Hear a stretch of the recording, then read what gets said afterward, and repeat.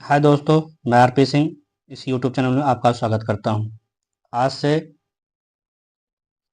जीव विज्ञान का टॉपिक बाय टॉपिक जो एनसीईआरटी का निचोड़ होगा और ये सभी एग्जाम के लिए इम्पोर्टेंट होगा।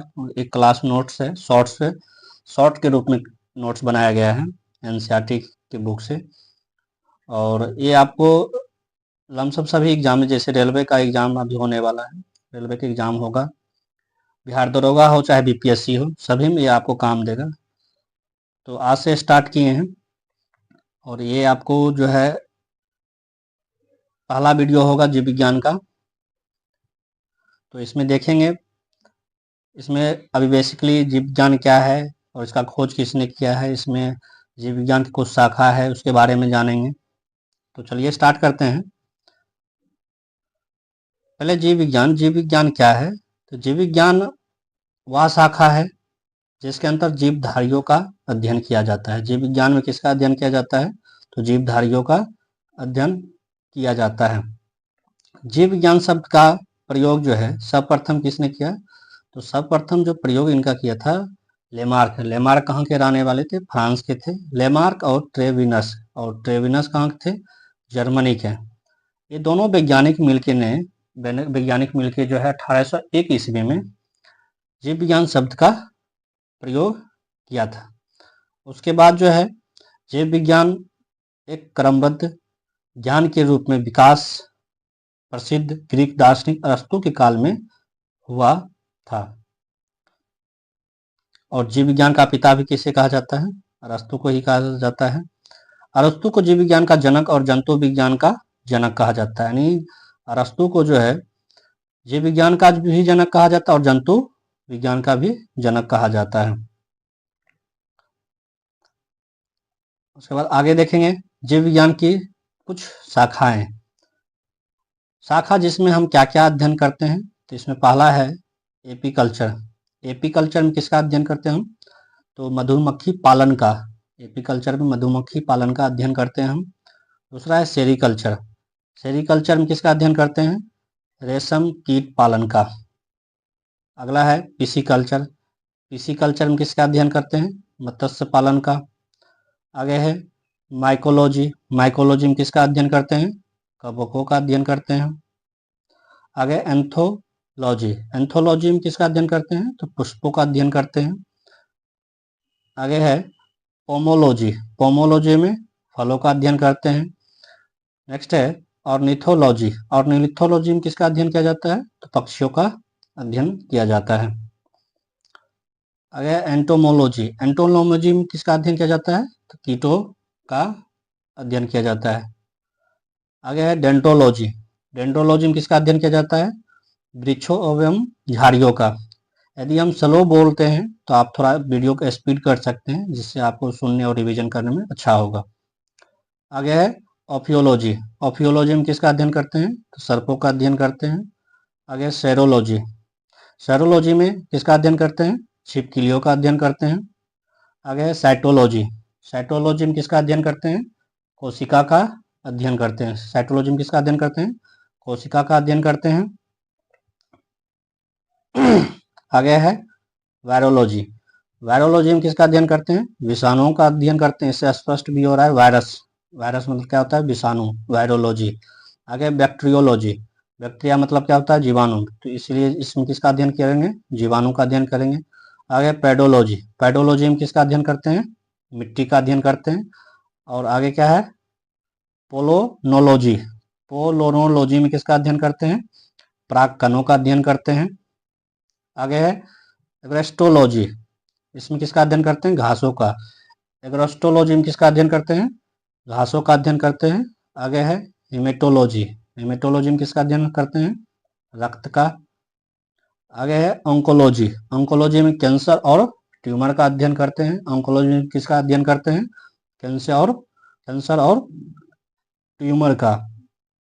आगे है लाइकेनोलॉजी। लाइकेनोलॉजी में किसका अध्ययन करते हैं? लाइकेंस का। लाइकेनोलॉजी, लाइकेंस पता ही चल रहा है किसका अध्ययन करेंगे? लाइकेंस का अध्ययन करते हैं लाइकोलॉजी में। आगे है कुछ इंपॉर्टेंट पॉइंट है।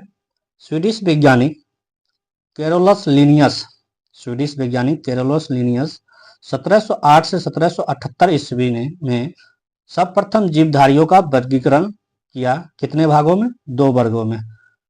कैरोलस लिनियस जो है जीवधारियों का वर्गीकरण किया। कितने भागों में? तो 2 भागों में वर्गीकरण किया। किसमें? एक पादप जगत और दूसरा जंतु जगत, प्लांट किंगडम और एनिमल किंगडम। वर्गीकरण की सबसे छोटी इकाई, वर्गीकरण की सबसे छोटी इकाई क्या है? जाति। वर्गीकरण की सबसे छोटी इकाई क्या है? जाति। आगे देखेंगे 1969 में R.H. हिटेकर 1969 में R.H. हिटेकर ने जीवधारियों को 5 जगत में विभाजन किया था। कैरोलस लिनियस जो है 2 भाग में वर्गीकृत किया था, पादप जगत और जंतु जगत। लेकिन R.H. हिटेकर ने जीवधारियों को कितने भागों में विभाजित किया? 5 भागों में। तो पांचों का हम आगे देखेंगे। पहला इसमें है मोनेरा। पहला क्या है? मोनेरा है।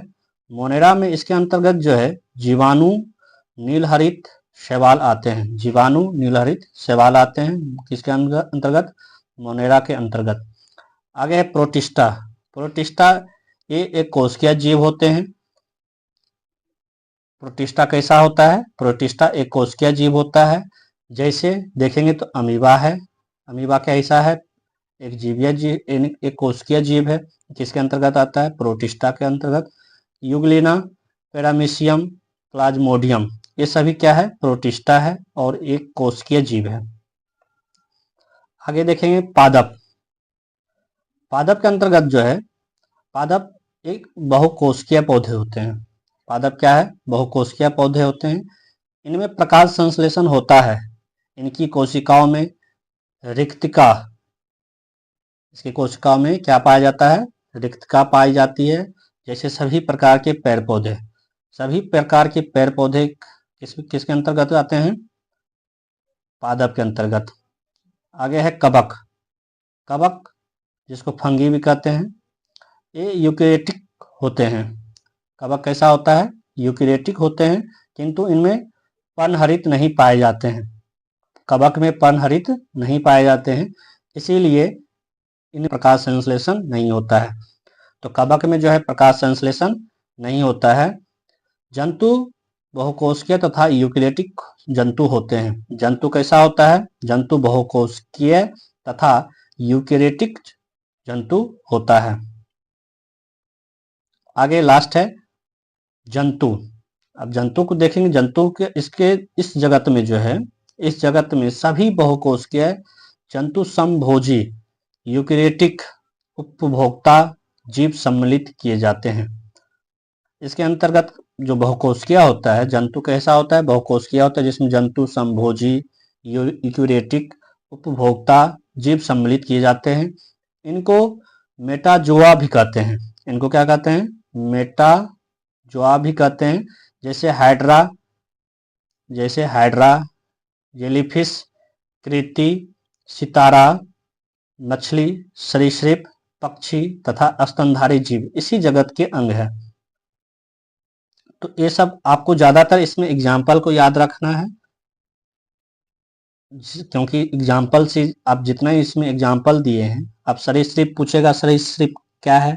ये कैसा जीव है? तो ये बहुकोशिकीय है। किसके अंतर्गत आता है? जंतु के अंतर्गत आता है। तो ये क्लियर हो गया होगा आई होप। आगे देखेंगे वैज्ञानिक नाम, जितने भी यहाँ पे दिया हुआ है सभी का वैज्ञानिक नाम जानेंगे। तो पहला इसमें है मेढक। तो मेढक का वैज्ञानिक नाम क्या होता है? मेढक का वैज्ञानिक नाम राना टिग्रिना होता है। और अगला है बिल्ली। अगला क्या है? बिल्ली। बिल्ली का वैज्ञानिक नाम क्या होता है? तो बिल्ली का नाम जो है, बिल्ली का जो वैज्ञानिक नाम होता है फेलिस डोमेस्टिका होता है। और आगे है कुत्ता। कुत्ता का कैनिस फैमिलियर होता है वैज्ञानिक नाम। और गाय का बॉस इंडिकस। गाय का बॉस इंडिकस। और मक्खी का वैज्ञानिक नाम मस्का डोमेस्टिका। धान का वैज्ञानिक नाम क्या होता है? Oryza sativa, Oryza sativa. अगला है गेहूं। गेहूं का वैज्ञानिक नाम क्या होता है? तो गेहूं का जो वैज्ञानिक नाम होता है ट्रिटिकम एस्टिवम, ट्रिटिकम एस्टिवम। मटर का वैज्ञानिक नाम, मटर का जो वैज्ञानिक नाम होता है पिसम सेटिवम, पिसम सेटिवम। आगे है चना। चना का वैज्ञानिक नाम सीसर एरिटिनम, सीसर एरिटिनम। आगे है सरसों। सरसों का वैज्ञानिक नाम क्या होता है? तो सरसों का जो ब्रेसिका, ब्रेसिका जियोसिया। तो इस वीडियो में इतना ही। आगे हम कोशिका पढ़ेंगे। अगला जो वीडियो आएगा जिस टॉपिक पे कोशिका होगा, कोशिका के बारे में हम देखेंगे। इस वीडियो में इतना ही। यदि थोड़ा लिखावट यदि सही नहीं हो तो आप लिखावट पे नहीं, मेरे कंटेंट पे जाइएगा, क्योंकि कंटेंट बहुत अच्छा है इसमें लिखा हुआ। बस इस वीडियो में इतना ही।